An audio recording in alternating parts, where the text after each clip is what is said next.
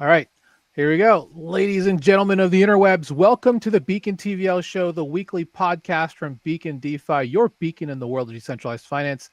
I'm your host, the DeFi professor, Professor Chris. And we've got a great show lined up for you as we tackle the news of the week that's relevant to you, our dear users in the world of on-chain investing. Today on the show, it is my pleasure that we have the dashing CEO of Odyssey Finance, a fine gentleman that I had the pleasure of talking to in Denver, thanks to OX Keiko from Pith for the introduction. We have Green Jeff. Welcome to the TVL show, sir. Awesome. Thanks for having me, and shout out Keiko. Yeah, Keiko's floating somewhere in Europe right now, so he's having he's having a fine time wherever he is at. We had him on last week out as we sent him on his voyage per se to where he's going. So we're gonna go ahead and go to the we're gonna check out bubbles first today, and then we'll head right into the news. We have Jeff for a little bit of time today, but we're definitely going to talk Odyssey Finance, and he's got a lot of great things to announce with regards to what they're doing with the community. So we'll do a little bit of news, then we'll go right into Odyssey Finance, and we'll go back to the news. So starting today with bubbles. So during the beginning of the week on our Monday game plan call for our membership, we were trying to figure out why exactly is Arrow up so hard. It's actually in the rest of the news later on, but basically Coinbase made the announcement last week. I don't know if it was at a specific industry event or if it was a proof of talk, but Coinbase is going to be coming on chain Q3. That was on Base's roadmap for Q3, but it might be sooner than that because they're going from what they'll be doing is literally taking DEX trading up to the Coinbase app onto the mothership. So uh, coins from all, well, not all, but at least from Aerodrome, so thousands of coins available on the Aerodrome DEX will now be available on Coinbase. So that probably is leading to a lot of the Arrow token going up. That's a huge win for them overall. Any thoughts on any of the other tokens on here, Green Jeff, about where they're going at this moment? um, well, good to see Arrow. We have our DeFi treasury holds a bunch of Arrow tokens, so the more liquidity incentives we can offer, that's good for us. So it's great to see that. Um, let's see. Elsewhere, ETH's up. That's not always happening. So I'm happy for my own bags, and it's interesting to see Curve up as well. Maybe that is a bit of a copy trade with Arrow. Let's see. Yeah, nothing else really holds up to me. I'm surprised BSV still has enough mind share to be a big bubble on this map. Uh, I didn't. I Actually, haven't this is the heard year, much of it. Oh, this is right? on the year. No, I'm on the day. I'm on the day. That was weird. Weird. Yeah, so This would be everything this would be a boring year.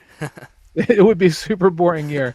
But looking at some of the others that are around, ETH going up, 1%, Tau is up almost 2, Say is up to 2. Um Interesting about Kaya being up 5.3. Kaya is a merger of Clayton and another uh Korean or Japanese based blockchain. So seeing them up 5, curious to see if we're going to see some interesting movement there. Near up almost 1% as well. We'll talk about that a little bit later on with probably with Eigencloud being released. So that is the big piece of news. But uh, one thing we'll talk about, and this is something that's going to be playing into your narrative, I think, is adoption. There's going to be more users, I think, flowing into crypto and digital assets over definitely the next couple of months, if not years, due to all the things that are happening. First off, we'll start with Vietnam going to be recognizing crypto and digital assets starting January 1st, 2026. I cannot read Vietnamese, so I have no idea what any of this means. But the ultimately the TLDR of this is that they're going to have a strategic initiative for digital assets in Vietnam, starting with just blockchain and then AI, digital twins, and the metaverse are going to be a big part of this. This was enacted. Other than that, I'll do the better news first. Thailand is going to grant a 5-year tax holiday on crypto gains within the country. It's retroactive from January 1st of this year. and will go until the end of the year in 2029. Could be a possible place, Green Jeff, to go for an interesting vacation. I've Yeah, never been to well, Thailand. Have you? no, I haven't. It would be a good place. It would be a good place for a 5-year vacation. Although I'm Yeah, curious, it says licensed platforms regulated by the SEC. So I wonder if that's only like whatever gains you have on your Coinbase or something. probably so. Probably so. So DeFi most likely exempt from this. Maybe, Not yeah. such good news in Brazil, where Brazil has now imposed a 17.5 flat tax. It was better for smaller investors, but pretty much they're just trying to tighten the screws to everybody in that country. So to all the homies in Brazil, I sorry, that's not good news. It, But you can go to 17 Thailand. and a half, 17 and a half is not bad compared to The not bad compared to the 40% US. on unrealized gains in this country. Yeah. Yeah, you're telling me, man, what a grind it is to be a founder in this space in the United States. But that could all be changing, right? Just to kind of whip through the rest of the news, the Genius Act has gone and passed fully, 68 to 33. This now goes down into the House, and I had to talk about this with our group yesterday. I'm like, didn't the flow of legislation hit my mic used to go the other way from like the House up to the Senate? So now we're going like I guess is all based on committee. Either way, some interesting vote flips here, specifically with Marsha Blackburn from Tennessee and John Ossoff from Georgia. They flipped yes. The vote was never in doubt, with regardless of what Elizabeth Warren and some of the others in the powerful lobbies tried to push. So this is going down. The Stable Act is already down in the House as well. So the target of August being, which is less than 60 days from now, Green Jeff, we're going to see some very good market structure and stable coin related bills available for institutions. What are your thoughts on? Are you bullish on this now for crypto and DeFi? Yeah, I mean, generally speaking, it's night and day. Absolutely, it's my experience working in DeFi as an American is mirrors what many others have, and it's there's so many downstream effects of a hostile Congress or hostile administration, and so many American DeFi builders were forced out of the space, were forced to, close down shop. So much capital left America that was focused on DeFi liquid funds, and so uh, this is the type of stuff that I think is necessary, and so it's really great to see. There's some specifics with each one of these bills. I think there's some restrictions around passing stablecoin yield onto users, so that's not necessarily what we want to see, but this is definitely the right direction. Yeah, there's rules, right? And as long as there's rules, that means that more people are more apt to build, more people are apt to release stable coins. I need to double check. There was a provision that wouldn't allow big tech companies to create their own stable coins. This came off the heels of the fact that both Amazon and Walmart were looking to issue stable coins.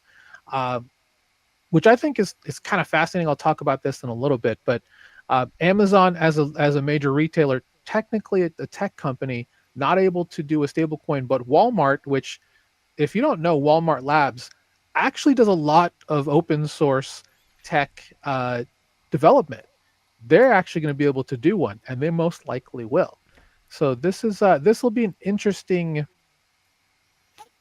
exercise, I think, in terms of what companies are going to come down and start building stablecoins. Bank of America pledged back in February or January that once it was legal to do so, they were bringing a stablecoin online. So uh, we've talked many years that stablecoins are the killer app of crypto. I know that stablecoin strategies are going to be a part of what you're doing at Odyssey. So seeing this here, this will absolutely not necessarily legitimize, but bring DeFi and stablecoin rails into a more positive light. So, yeah, I completely agree with you. This is actually a very huge watershed moment, and it all once it gets to, we just have to wait till it gets to President Trump's desk so we can sign it, and then we can move on with our lives after all of this time talking about if will they or will they not. Because as you mentioned, 6 months ago, total different stance on everything we're talking about today. So it's like a total night and day difference between the two, which is frankly refreshing but crazy at the same time. So other news, and Base actually broke this because people were looking at a trademark filing. But JP Morgan, we all know how we feel about JP Morgan, is commercially coming down with their own stablecoin called JPMD. Difference here, JPMD is a permissioned token, meaning it's not permissionless. Only certain people can have it. This will be an institutional stablecoin, most likely like a lot of the ones we'll be seeing from institutions coming down, like from HSBC, from Wells Fargo, from Bank of America. There will be probably a permissionless and a permissioned version of the stablecoin. The difference is they're bringing it through Connexus, which is, for those who didn't know, JP Morgan may say all of this crap in public, but they've been doing DeFi for almost 3 years now through their Onyx company. This is now, they've rebranded Onyx as Connexus, and this will be on Base, which is, I guess, big for Base, big for Aerodrome. Yep. But, who is permission. So we'll see. Um, for those who are Coinbase customers, Coinbase has a new program called Verified Pools, which are LPs that are on Base through Uniswap that anyone on various chains can use. Most likely, JPMD will absolutely be one of these things here. So, any thoughts from you, Dream Jeff, about this interesting development? I, yeah, I think like this is like us DeFi folks. This is kind of what we've been anticipating for the past number of years. There's so much inherent value when you tokenize an asset, accessing stuff like Uniswap and being able to very easily make liquidity around different types of assets, being able to tokenize and compound and have yield bearing versions of certain assets. Taking productive stablecoin like assets like a T-bill or some of the more exotic stuff that's starting to be tokenized. These are all like really great building blocks that feed into leverage yield strategies, which increases demand for borrowing other assets, and it's like it's just like how is TradFi going to compete? Like maybe 5-10 years down the road, it's going to be. It's exciting that J.P. Morgan is doing this, and excited that Bank of America has their announcement, and it's going to be. I think we're not too far away from it being more of a surprise if a financial institution is not doing this type of thing.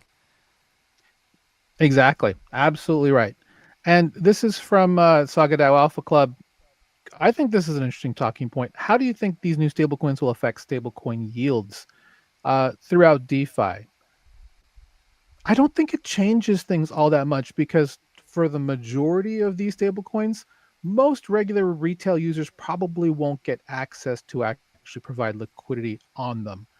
Um, with that said, I could definitely see possibly some sort of hedging index that includes stable coins, much like you would see on like a JLP from Jupiter or a GMX GLP or something like that, some Hmm. type of index that uses institutional stablecoins.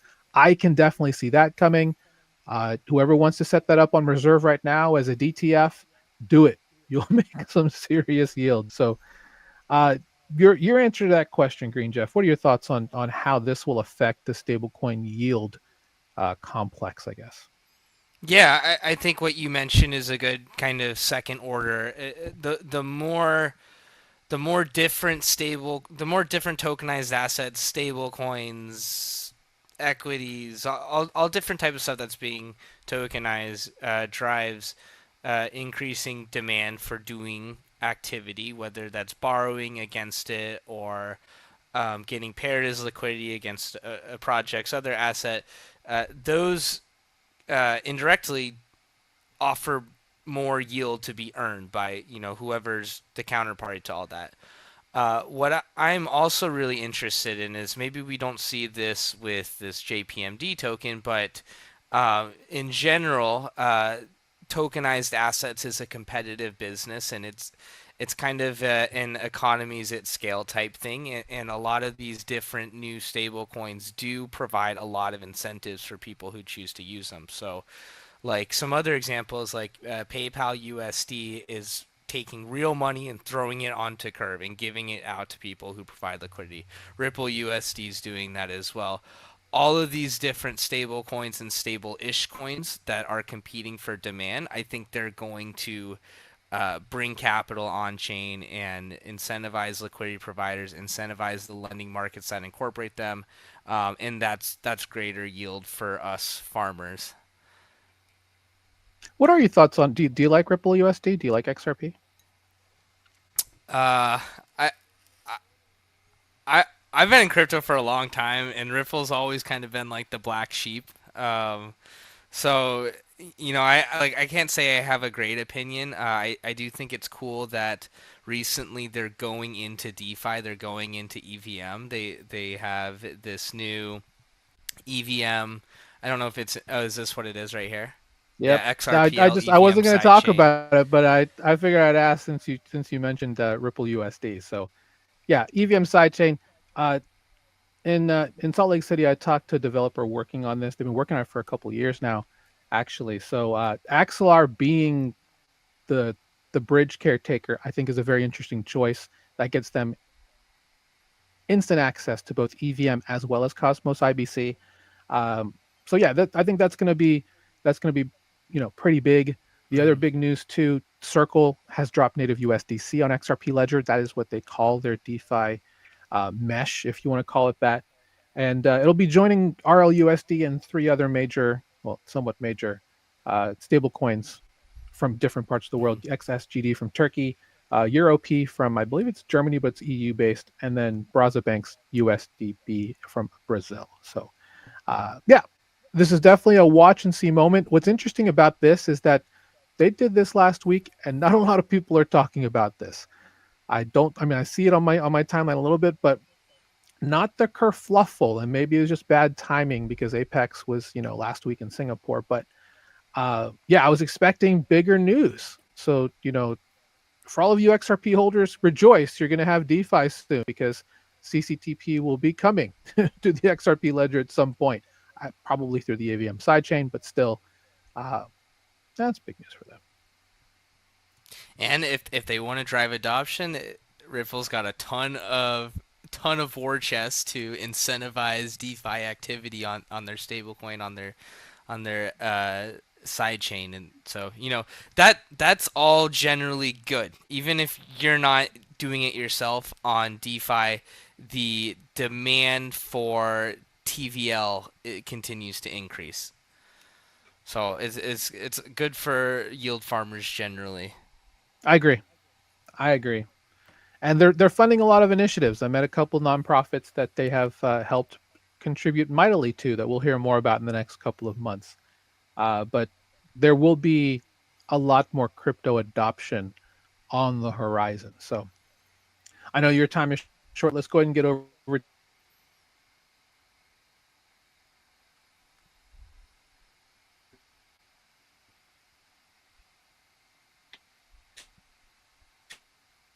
to learning more about the product, your project, which is Odyssey Finance. Oh, I cut out or you did. Are you back?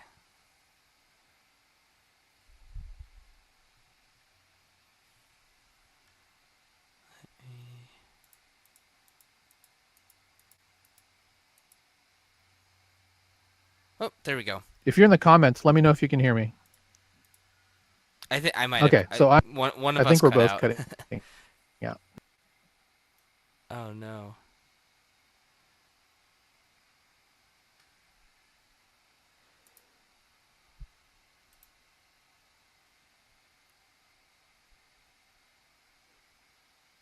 I guess I'm still live.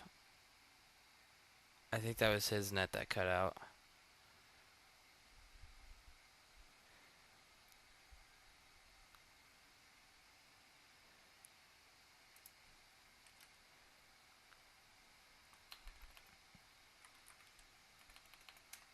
I don't know. Oh, I I think it's because I talked about XRP in a fairly, I thought, neutral but bullish way, in my personal opinion. But there we go. I'm waiting for my screen to pop back up. Go ahead and talk about Odyssey and what you're building at Great. Odyssey. Yeah, good timing. Right. So, as we talk about yield farming, Odyssey is our take on a unified DeFi super app. And what that means more explicitly is we curate a number of different ways that you can generate yield strategies across a bunch of different DeFi primitives.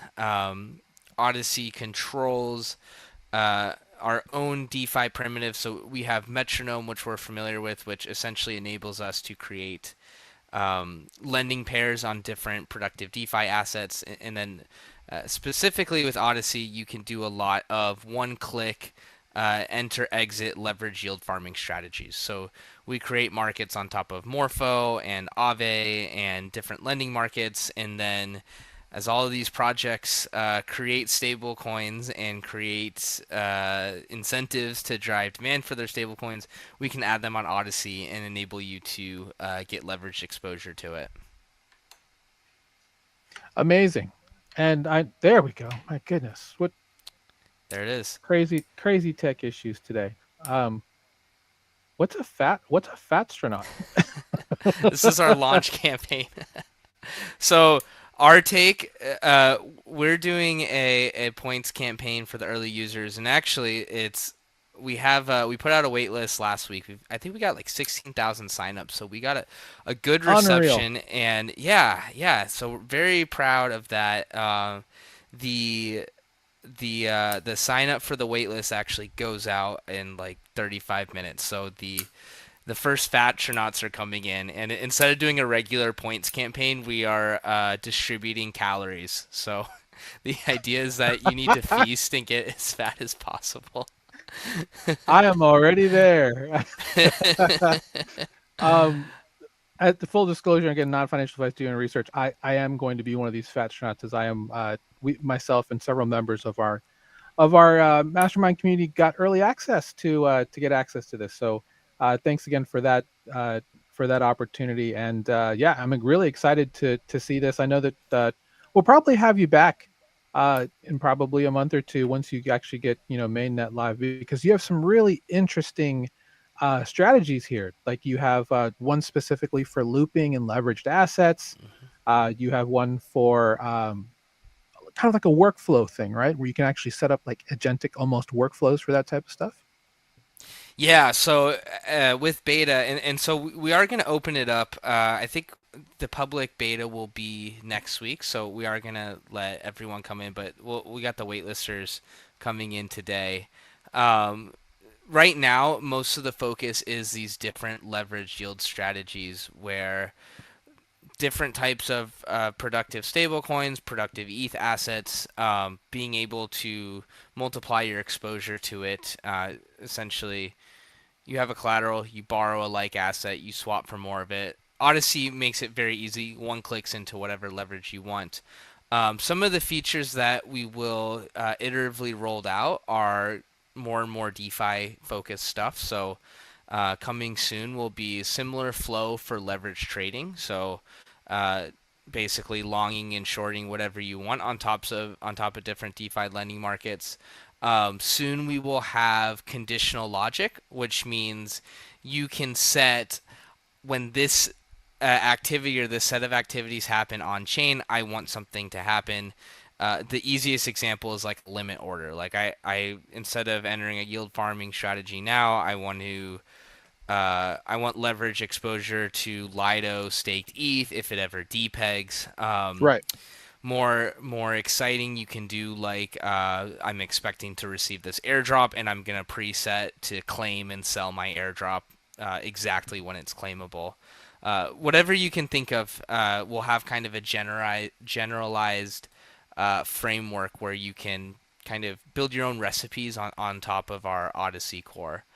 Um, and essentially, the plan from there is add more and more L2s, add more and more assets. We will soon have a big push around Bitcoin DeFi and Bitcoin yield strategies. Um, and essentially just adding more and more, curating more and more for the users to choose between. Yeah, I saw that when I saw Hemi roll across the bottom there, and that's a fantastic project. I definitely recommend everybody checks out Hemi as they start to make their way up to mainnet. The ability to have a full Bitcoin node inside of the VM is fantastic. I'm really bullish on that, and yeah, BTC Fi is on the way, everybody. Green Jeff, I know you have to jump, but I just want to thank you so much for joining me. Sorry about the weird technical issues. Like I literally talked about XRP and suddenly everything goes haywire. like I was like, it was good stuff. I promise it was good stuff. We're fairly bullish on this. It's an omen. It's an Yeah, I well, guess. I Mm. appreciate you having me. And yeah, I'd love to come back and let you guys all know our progress. I hope that the audience, the community, gives us a chance, and make sure to follow us on Twitter, hop in the Discord, interact with me. Yeah, that's about it. Yeah, Odyssey.finance, OX Odyssey app on Twitter. Give them a follow. Give them a look. Really bullish on the project from what I've seen so far. I've gotten a nice tour. Really excited because one thing that I appreciate as a founder in this space is the ability to have something that's fairly hands off. I know for many of you who are in our audience, you're a business owner, you have families, you have a 9 to 5. You don't have a ton of time to really do a ton of research. Use a tool like Odyssey to really take the heavy lifting off of your shoulders and go with a team that's been around. They're all fantastic. They're OGs. Uh, Much like our group here at Beacon, we generally we've seen everything, and this is definitely a really awesome project, and really the way where we think DeFi is going to move in the future. So, thanks again, Green Jeff, for being here. We'll definitely have you back on once you guys are on closer to past the Fatstronauts farming. That's amazing. I'm so excited I've never been so excited to be obese in my life. Exactly. All right, All man. right. Hope to Thank see you at you. the conference a little bit down the line. Take Yes, care. sir. Have a good one. Thanks for joining us. All right. So hopefully now that we can hopefully have some sort of semblance of order. All right. We do have a full I do have a full agenda of news to go over because there's a lot of things that have happened in the last week. Um, that are worth talking about. So thanks again to Green Jeff for being on the show this week. For those of you who's your first time joining us, this is our weekly podcast. We've been doing it since December of 2021. I would be remiss if I didn't talk about our brand spanking, not new, free group. Let me do the single person view. There we go. Total Value Locked, absolutely free. If you're curious about DeFi, you're curious about crypto, wanting to do more with your crypto assets, we have just a full pathway to get you started absolutely free. If you want to learn more, just go here to the Start Here post. It's pinned here. It's in the top 3. You can see our pathways. Check out our Introduction to DeFi course. This is a module that pretty much is a reflection of my last 5 years here in DeFi. Learn more about how to become a competent DeFi investor, especially if you are just specialized in one thing. Let's say you only know NFTs, you only know just trench stuff, and you want to learn more about being safe with your money, security, all these things. We provide all of this coursework here, absolutely free. Of course, we have offerings if you want to get through it faster, such as our Beacon Challenge, or if you want to be amongst the best of the best, you can join our Beacon Mastermind, where we have uh, white glove onboarding, industry insiders, all the best stuff. You'll be amongst the best in the business in terms of how people are using DeFi for fantastic risk-adjusted returns and passive income. Of course, non-financial advice. Do your own research, but please come check us out. Join the many people who have come over to learn about DeFi from us, and many of our great members who stick around with us and enjoy the education we provide. Because DeFi education is important. Whether you're someone like Green Jeff from Odyssey who sees the value of DeFi education, we're going to be working with them specifically to help create guides on how to get into Odyssey and anything else that they have going on. Understand that it's very important to have DeFi education at the center of what you do. So if it's not necessarily for you because you know quite a bit, or if you know someone who definitely could use some help getting the fundamentals of being safe and secure in this space. A lot of people ask me all the time, Chris, how do I make money in DeFi? I'm like, simple, you just don't lose your money. So we will help you through our examples and the best practices we've come up with the last 5 years to help you reach your goals. And I did mention the Beacon Challenge. Let me just bring up that banner really quickly. We are still continuing with that. Again, if you want to take the challenge, earn your first dollar in DeFi within 48 hours, check us out, beacondefi.io/challenge. My apologies to everybody who's on the podcast. It may seem a bit disjointed.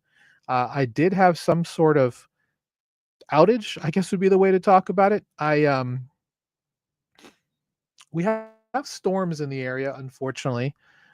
We actually just here in the Midwest, we just literally missed by like 60 miles a huge hail, like they called it gorilla high-end hail. No idea what that means, but it can't be good. So we just missed that. There's a straight line wind event, I think in Oklahoma. So hopefully everyone out in Oklahoma is okay. Derechos are no fun. But yeah, if you want to learn more, please join us, school.com/beacon. Back to the news, and I wanted to hopefully squeeze it in before Green Jeff had to leave, but we were not able to. So let's go back to, we talked about JP Morgan. Let's talk about, that's JP Morgan. Yeah, so Bank of America had mentioned back in January that they were going to come out with a stable coin as soon as it was legal, which probably will be around August at this point. This is interesting. So this is Beam. This is a post from Daniel. Hopefully, I have his last name right, Modici or Modis. This is they've partnered with Braid, which is a digital infrastructure framework to bring stable coins to smaller banks. I think this is going to be a very interesting play because obviously we're seeing JP Morgan, that's all for institutions. But what about for smaller banks? I think this is fantastic. I think they're starting out with a pilot program with roughly about almost a dozen banks in the Northeast. But this is the state. So the infrastructure on this is on Solana. Very important distinction. Why? Because Solana has very performant blockchain infrastructure. So not sure exactly how they're going to really do it from that standpoint, but they're going to provide smaller groups with stablecoins. So think about this: smaller hometown banks. So like small town America, where they have like a bank of some town there on Main Street. Company credit unions, smaller, because I know that we have here, at least in the Midwest, we have a lot of farming credit unions, stuff like that. They'll also get the access to do stablecoins. I think the limit here is 500 million assets under management for these banks. So that's actually going to be, I think, really important moving forward. They'll all be FDIC members. That's the one thing about Braid, is that they're not a bank. They just provide the infrastructure. So they'll be the adapter for Beam to bring Solana-based stablecoin infrastructure up to these smaller banks. So I think that actually is going to be a huge advantage moving forward. So that's going to be good. But this is going to be, for those wondering why the smaller bank, because they're going to need them. This is going to be an all hands, all in revolution to bring the world up to speed with the speeds of decentralized finance. So now that we have Say being really fast, you have Solana being super fast, Mega ETH is coming out soon, so is Monad, both going to be very fast to the standard that that credit card companies like Visa, MasterCard, and others are looking to have. This is going to be a very interesting second half of the year, because we're going to see a lot of, not only are we seeing a lot of crypto mergers and acquisitions, we're going to see more stablecoin innovation because of the information, or the legislation that's being put into place. So this is very bullish for DeFi, in my opinion, because you have the ability to do this with smaller companies. And don't let anybody fool you. SMB, small medium businesses, are absolutely a very influential engine of liquidity in this space. This will probably be a key for even more retail to come back in, because not everybody wants to be a customer of Bank of America or Wells Fargo or uh, Chase, stuff like that. So congrats to them for getting that done. I'll have a link in the show notes. If you want access to the show notes from what we talked about today, you want to learn more about Odyssey and stuff, please join our free group, Total Value Locked, and you can get access to that there uh, through our recording section there. I will give the flowers here for this to Kairala Al Awadi. Hopefully I got your name right there, sir. Here's a big well, it was a huge update. Yeah, it's actually I think it's a pretty big update, only because I'm in this space. I know the infrastructure. Eigenlayer is now EigenCloud. So Eigenlayer started out as a place to restake ETH, in partnership with a bunch of different entities to create shared security, meaning you would have multiple AVSs or active validator services to provide different services for security. Uh, it's a really novel idea, because the future for a lot of people, they believe, is modular, because modular creates innovation, modular creates cost savings. Because when you have older blockchains, like Solana, like Ethereum, like some of the others that are out there, they have four major parts that are all part of the same code base, right? You have execution, security, data aggregation or data availability. Did I say security already? Well, and settlement. Generally, those are the four layers that we're talking about. They all move independently, but they're all under the same code base. Uh, Groups like Eigenlayer, groups like Celestia, Avail have provided the ability to now mix that up into what we call a modular infrastructure, where you can have a blockchain that has a good example is Eclipse, which is a layer two Solana blockchain. So it's an EVM environment, but they're using Solana as the virtual machine for execution. But they'll still have they'll still have EVM security as well as EVM data availability, uh, and they can swap all those out. That's the great part about having a modular service, is that you don't have to have everything under one layer. Now, I guess from a security or just from a purity standpoint, purists love the idea of having everything just together, but you can save some costs, specifically if you use EigenDA for your data. There's also various other AVSs that you can just include, right? You don't, like, let's say that you are like an app chain. You don't need everything that's under most blockchains that you would quote unquote fork and create your own version of. You can actually just pick and choose what you want. Like, they have one specifically for zero knowledge proofs, one for oracles, uh, and various other services that are available under the AVS umbrella. There's at least 30 now, 30 to 50. They are all incentivized. The latest well, not the latest update, but an update earlier this year made sure that they had slashing available. So all of these services are economically incentivized to be honest, and that is the key. You want to make sure that services are honest. If they are dishonest or provide an incorrect answer or just an incorrect version of the service, that they get penalized, and they don't want that, because they're all making money off of all the transactions here in the cloud. So this is a big deal. So excited to see what happens with EigenCloud overall.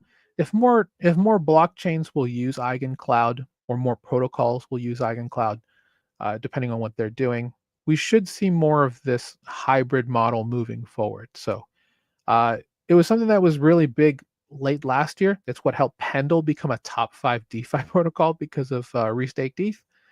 And yeah, we'll see what the next innovation, what the next iteration of how blockchains can look. And for most people, especially if you're a retail user and you're looking at this and this is making your head spin, don't worry, all of this will be abstracted away from you. So you won't have to worry about it moving forward. These are just really great things that are available to developers, to protocols, to have all of these services available in an honest and hopefully cheap way. And that's the key.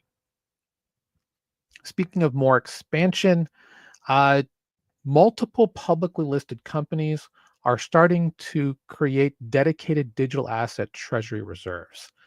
We talked about this with last week with quite a few for BitTensor. There are multiple groups who are actually selling BTC for Tau in this case. This one specifically is Inovia. Their ticker is EYEN, publicly listed company on the NASDAQ. They are actually putting together a SPAC or a security, well, I guess a SPA in this case, a $50 million private placement in public equity, the quote unquote PIPE financing. With accredited investors, they're going to use the funds to buy $50 million in Hyperliquid token, in HYPE. Right now, HYPE has been on a tear. If we just type in HYPE here, the on-chain rotation to HYPE has been unbelievable. Back we were, I want to say it was what? We were looking at $12, $10 back in April. And the march back up, we have multiple billions in TVL now for perp dexes. It's a bit crazy. Sorry, someone just honked at my front door. Anyway, yeah, this is to me this is big news because this shows a lot of confidence in the HYPE token, a lot of confidence in the Hyperliquid ecosystem, and we're going to see more of these dedicated treasuries, I think, moving forward. We're seeing them for Tau, for BTC, for ETH. SharpLink Gaming, SBET on the NASDAQ, also put together a package to become the largest publicly traded ETH holder, more than 463 million, almost nearly $500 million in ETH is what they acquired. So even in a time where sentiment is a bit scary, right? Because we're looking at, trade wars, we're looking at actual wars that cause a lot of uncertainty, especially with risk assets on the market. We're seeing a lot of companies go full in to big buys into these digital assets that are going to power the future. I think I read somewhere that HYPE is almost 70%, more than 70% of perp dex volume in DeFi, which is a very large number. Right now, Tether is the highest, roughly about 60. Well, they were more than 75% with USDC being second. Now, the number for Tether is roughly about 60%. And with all of these stablecoin numbers coming out, that number is going to fall. So seeing the competition is always good in this space, right? So having choice, having multiple ways to get exposure to a lot of digital assets, I think is something that a lot of investors are going to be very excited about doing. So let's talk about this. This is an interestingly weird twist in my personal opinion. A lot of people were curious about, well, what's Justin Sun going to do as the he doesn't own Tether, right? That's Palo Arduino and Tether as a company, but there's a lot of Tether on Tron, billions, tens of billions of dollars as the main issuing hub for USDT. Well, I guess we have our answer because he was unable to get a license for EU, and in his big work, he was also instrumental on getting WBTC from BitGo into a multi-jurisdictional setup, so it wasn't just a US-based company. Interesting. I wonder how he feels about that now with all of the the information that's coming through. Well, he has found a way to get into a US public company. They're doing a reverse merger with this NASDAQ-listed public company called SRM Entertainment. Look at the spike in God candles here. Now, not financial advice. Please do your own research here. When I go and look at exactly what is this company, they do designing and manufacturing. They help brands. Uh, they help brands get traction through like toys and I mean, the more you look at it, you're like, how on earth did they make this happen? I mean, it is what it is. But to reverse merger the empire that is Tron and Tron, I don't know about Tron Down now, but specifically to have, yeah, look at this. And now this is all going to become Tron Inc. in a reverse merger with Eric Trump to be on the board. I don't even know what to think about this. But the timeline on this is frankly crazy. So he couldn't get the MiCA license for Tether, right? Not that you're using him to get that, but essentially Justin Sun invests into World Liberty Financial, I think to the tune where he owns like 31% of the coin. He is the largest holder of the Trump token, allegedly.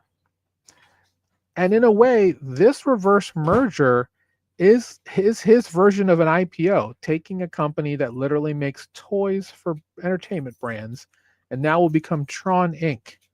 The whole transaction's banked by Trump-backed financial entity. I believe it's an investment bank. I'm not saying that TRX, which is Tron's token, is going to go to the moon. Even more interesting, the SEC has paused its probe into Justin Sun and Tron.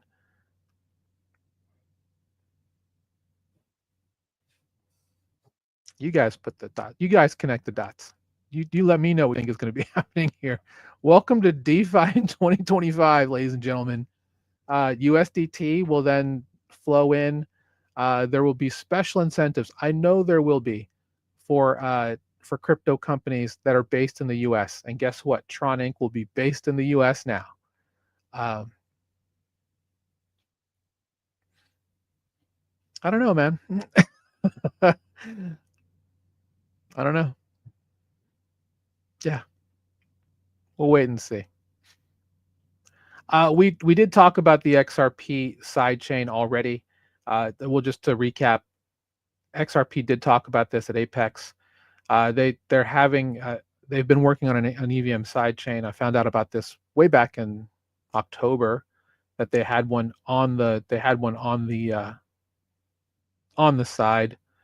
That's where we'll see a lot of talking between the sidechain and the XRP or the XRPL. We'll call it the XRPL moving forward for their DeFi and mainnet. They'll be able to work together. XRP will be the gas token, sounds like, of the sidechain, which is interesting. They'll have specific consensus that'll looks like it's just going to be back and forth with the sidechain and the mainnet. Hopefully, be an easier gateway to get onto XRP Ledger. Right now, there's not a ton of companies building on XRPL. Last I checked, and back in October, we had XRP Cafe and First Ledger on the show. It's really, just a lot of NFTs and meme coins, that type of thing right now. That doesn't mean that there aren't going to be things building soon. I saw an infographic showing roughly 200 plus, but the majority of those are, meme coins, NFTs, that type of thing. We're going to start seeing lending facilities. So if you want to put your XRP token to work, you're going to have a lot of opportunity to do that. That also comes off the heels that Circle is now bringing native USDC onto there. There should be a quick bridge to with CCTP to XRP's EVM sidechain pretty quickly. That of course will then have this little bridge back and forth. Would love to possibly see the performance of the XRP sidechain or just the mainnet overall. Maybe they can do something like what Hyperliquid did using their Cosmos L1 and using Arbitrum as the front end to get people onto the DEX. So if they have like a perp DEX on XRPL that can, keep up and do really great things, that would be probably really good for them. This is a network graph, like I mentioned, because of Axelar. These are all the chains that XRP gets access to right away. XRP through Axelar, and then here you have essentially what looks like the map of zones from Cosmos IBC. But they're going to have access to all of these chains immediately. The interesting part here is that they're not going to get access to Solana right away. But hopefully that changes. I'm pretty sure that's going to change because I'm sure XRP would love to have something into Solana. So coming down to the last thing that I had on the docket today, and that is Coinbase announced this. They're bringing, we talked about this probably like 3 or 4 months ago with Base's 2025 roadmap. They're looking to bring Coinbase on chain in Q3 of this year. And it looks like they're going to definitely do this the other way around. We thought they were going to figure out a way to really just, well, I mean, it doesn't really matter because just a website that you would connect your Coinbase wallet to. I'm assuming at this point, maybe they allow the opportunity to do so for other EVM wallets. Actually, any wallet, because Phantom, I guess, would probably be something because they're, they have Solana and other major things like Tau, XRP, all of that available from the Coinbase app. They're going to bring they're bringing DEX trading, most likely through Aerodrome, which is the largest DEX or decentralized exchange on the base layer 2 blockchain. Now,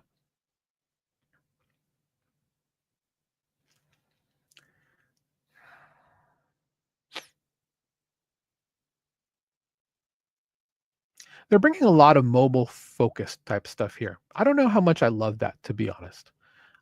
As you all know, we've been long bearish on mobile DeFi, mainly just because it's harder to be secure with that. It's easy to get over the shoulder, especially if you're out there. You can lose your device quite easily. Mobile security, not necessarily as strong as desktop-based security, and you can argue that all day long. It's just easier to get targeted if you're holding a phone. I mean, that's just the truth. Um, Physical safety is a problem, right? If someone has your phone, they can just hold up to your face or use your fingerprint and take your money. This is why we always talk about having a hardware wallet, of course. Hardware wallets do work with mobile, but with regards to actually doing yield farming, like DEX type of things, with like their verified pools and stuff, you're going to have to use something that can be plugged directly into your phone, or possibly something with Bluetooth or NFC. Right now, that option is for the most part just Ledger. Uh, there are many storage wallets that I have to make that point. Things like Arculus and these NFT style wallets, they're not great for farming. They're great for storage, and that's fine. You can use a variety of things for storage. I mean, you can use an old iPhone as a hardware wallet if you really want to. I don't know if there's still development on that, but I have a couple different Solana devices that I'm getting, like the Solana Seeker phone and the Play Solana PSG1, which is like a nice Game Boy type of device, a gaming device. That'll also be a hardware wallet that you can use for DeFi. So having things like that is going to be good. This is obviously big news, right?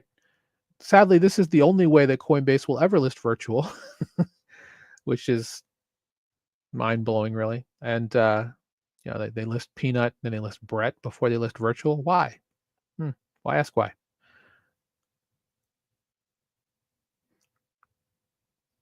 So thousands of base assets. If this will be synced directly with base.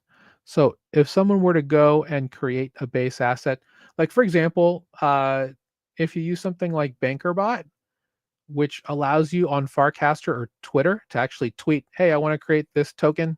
This is the name."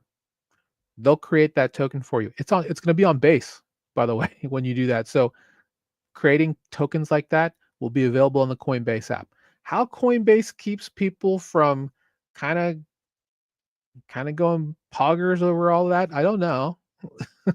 Because one thing that's going to be a huge issue is that people are worried about fraud, right? because it's so easy to create these assets, because they've mentioned in this video that the second an asset is available on Base, it's going to be available on Coinbase. What about all these copies of fake tokens, honeypots, all these things? How do you combat that? I guess we'll cross that bridge when we get to it. But yeah, these are problems that Coinbase is going to have to deal with. My initial thought is there's no way they can do the actual tokens that are going to be formed there. They're gonna come out with some sort of permissioned uh, way to do it, because it's too hard to keep regular everyday people who don't know what they're doing to not click and try and trade these meme coins that are going back and forth. But if you want to get educated, that's where we come in, right? Again, absolutely free to join school.com/beacon. And again, thanks to our guest today. We had Green Jeff on from Odyssey Finance. One thing I did want to I don't know if we're having this show next week, because I will be in New York City uh, for permissionless and NFT NYC. So if you happen to be in the area and you'd like to meet up and say hi at one of the side events, let me know. We'll be around. Right now, the best ticket to get for permissionless is probably going to be the developer ticket, if you want to act like you can do that. Student tickets still open as well. They're reviewed on a rolling basis. Honestly, an NFT NYC is not free. So I think it's $349 for a ticket. Um, Most people that are going to be there are going to be there for the side events. Permissionless is a trade event, meaning it's put on by Blockworks. They're more of an industry trade paper, so it's more of a B2B type of experience. But you get to meet a lot of protocols who are looking to launch on various blockchains, and they're always looking for partners in the space. Um, I expect there to be a decent activation for GameFi as well. If you're interested in that, I'm personally very interested in GameFi. If you check out our Twitter channel, or our YouTube channel, of course, our Friday free training called Beat the Banks. That's Fridays at 3 p.m. Eastern. I did a run last week trying to find some good GameFi options, because I stream video games on Father's Day. So happy Father's Day to all the fathers in our community. Hopefully, had a great Father's Day. Not sure if I'll be doing the show next week. It's all about if I can find a place with good Wi-Fi to actually talk about what's going on, because at that point, by this time next week at 1 p.m. Eastern on Wednesday, I should have a fairly decent look into what's been talked about at Permissionless. We should see some interesting guests. The guest that most people are looking for and will want to hear from is, where are you, sir?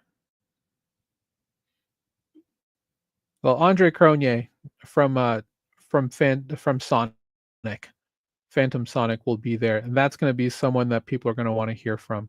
Uh, they've had a little bit of a controversial change to their airdrop program. There's a little bit of rotation out of Sonic into other blockchains right now, so being able to hear more from what they're going to be doing is going to be big news, because I do believe people want to hear uh, not only from Andre, but from others like Daniel Sestigali and uh, other big founders still looking to launch on Sonic. And of course, nothing against all the existing groups that are there. People that admire, like 24, the founder of Shadow Exchange, still that's still doing well. Things are popping off, but the S token unfortunately has taken a fairly big hit in sentiment due to their changes. So, with that said, yeah, let me know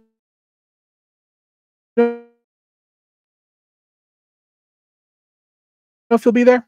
Happy to take some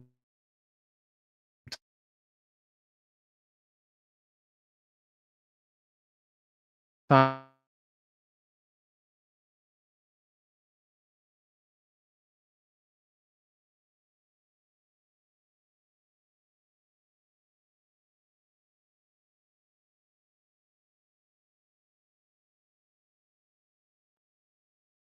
to say hello and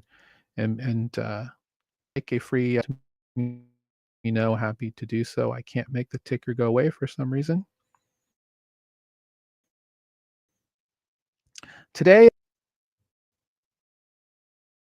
internet stability issues. I can see my face lagging on the screen. I apologize to all of you that are out there and you can't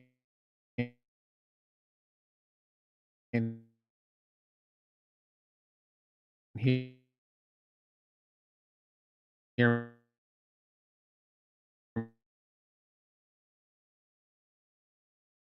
will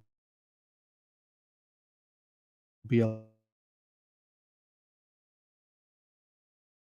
lot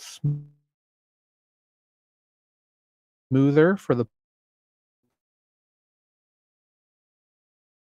podcast, and we are available your favorite market.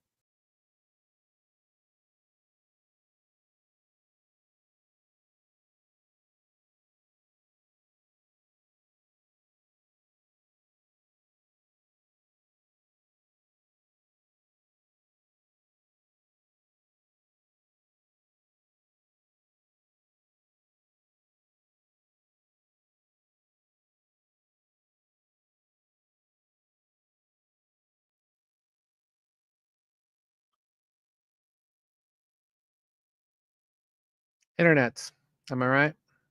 Anyhow, no idea how much the last 4 minutes just went absolute shit. But we're here every week, 1 p.m. Eastern. We'll be back hopefully next week. Maybe not with another panel, but the week after that for sure on July 2nd, we'll definitely have a great panel.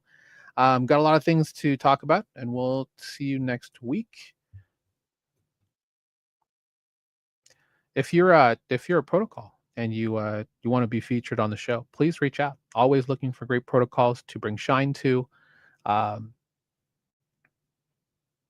You got great takes. You're a KOL. You're an influencer. Let me know. Always looking for great panelists. So we'll see you next week. Again, Friday, 3 p.m. Eastern. Check out Beat the Banks on our free group, Total Value Locked, school.com/beacon. We'll see you then. 07. Beacons up. Banks down. Take care, everybody.